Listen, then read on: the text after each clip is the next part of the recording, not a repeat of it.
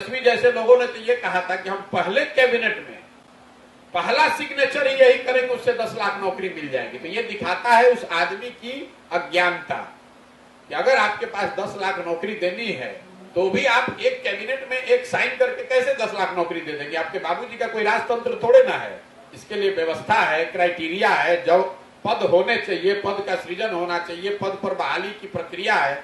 तो लोग ने गलती करी वो छोड़ दिए, उस नेता की सोच देखिए। कह रहे हैं घूम घूम कर पूरे बिहार में कहा कि हम आएंगे और पहले ही कैबिनेट में पहला ही सिग्नेचर करेंगे कि 10 लाख लोगों को नौकरी मिल जाएगी। तो मैं इसीलिए पूछ रहा हूं कि भैया आप कैबिनेट हो नहीं रही है कि कलम की स्याही सूख गई है कि कलम टूट गया है, आप बता दीजिए। तो जब आप 10वीं पास नहीं है, मुख्यमंत्री के लड़के होते हुए भी, तो आपको कलम चलाने कितना आता है वो तो इसी से दिख रहा है। तो शायद अभी सिग्नेचर करना सीख रहे हैं, जब सीखेंगे तो 10 लाख लड़कों को नौकरी मिल जाएगी। प्रशासक के तौर पर नीतीश कुमार ने की छवि अब ये हो गई है, स्थिति ये हो गई है कि भाई मुझे मुख्यमंत्री बनाए रखो, जिसको जो करना है कर लो। और इसकी शुरुआत इस रिहाई से नहीं हुई है। ये दो बात, रिहाई पर तो मैं आता हूं।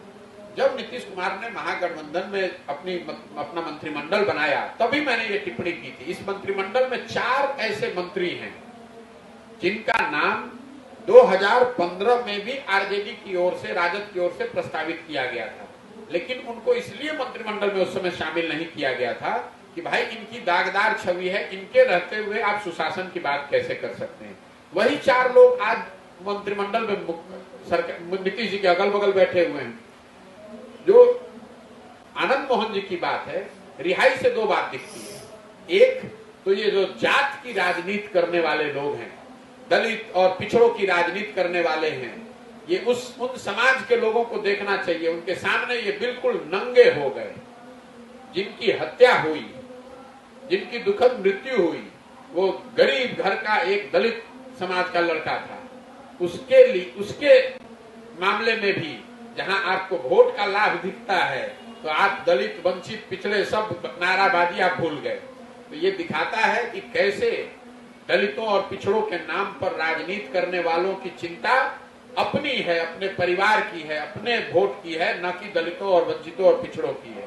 हम ये कहना चाह रहे हैं कि अगर खिलाड़ियों की मांग है तो उसकी निष्पक्ष जांच होनी चाहिए। निष्पक्ष जांच होने के लिए जो सामाजिक जीवन में एक सुचिता का जो मापदंड है कि जिस व्यक्ति पर भी आरोप लगा है वो सही है गलत है, वो तो जांच में पता चलेगा।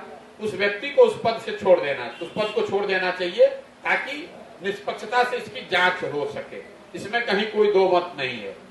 उनके अपने पार्टी के माननीय लाल कृष्ण आडवाणी जी ने हवाला केस में, आपको याद होगा, डायरी में एक नाम आया था तो उन्होंने पद छोड़ दिया था कि भाई पहले इसकी जांच हो जाए, जब मुक्त हो जाऊंगा तब वापस आऊंगा।